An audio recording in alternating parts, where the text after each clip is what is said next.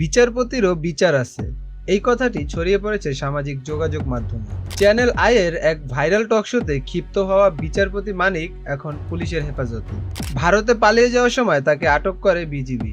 এক সময়ের সবচেয়ে প্রতাপশালী ব্যক্তিটি আজ অসহায়ের মতো একা।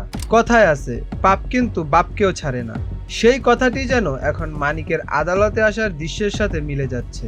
একজন বিচারপতি যখন কাঠগড়ায়, তখন একটা দেশের বিচার ব্যবস্থা দুর্বলতার প্রকাশ পায়। ফ্যাসিস্ট সরকারের আমলে এরকম কত শো অযোগ্য লোকদলীয় নিয়োগে অনেক উঁচু পজিশন পেয়েছে, সেটা বের করা এখন সময়ের দাবি। স্বৈরাচারী সরকার একটা দেশের পুরো সিস্টেমকে জঞ্জাল দিয়ে ভরিয়ে রেখে গেছে।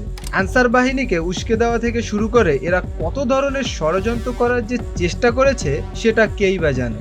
ছাত্রদের গায়ে হাত দেওয়ার সাহস একদল বিচ্ছিন্ন লোকেরা কিভাবে পেল, সেটাই এখন খতিয়ে দেখার বিষয়। সাধারণ মানুষদের বলতে চাই, আপনারা নিজ নিজ জায়গা থেকে সচেতন হন।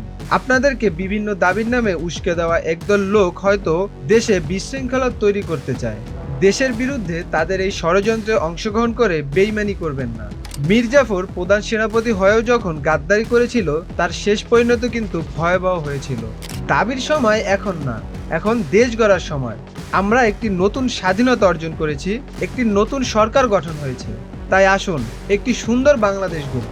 আর এখন সরকারের উচিত আগের অযোগ্য দলীয় দালালদের গুরুত্বপূর্ণ পদ থেকে উৎখাত করা, যাতে করে দেশের সমস্ত ব্যবস্থাগুলো জঞ্জাল মুক্ত হয়। আপনিও যদি আমাদের সাথে একমত হয়ে থাকেন, তাহলে শেয়ার করে দিতে পারেন গুরুত্বপূর্ণ এই কথাটি।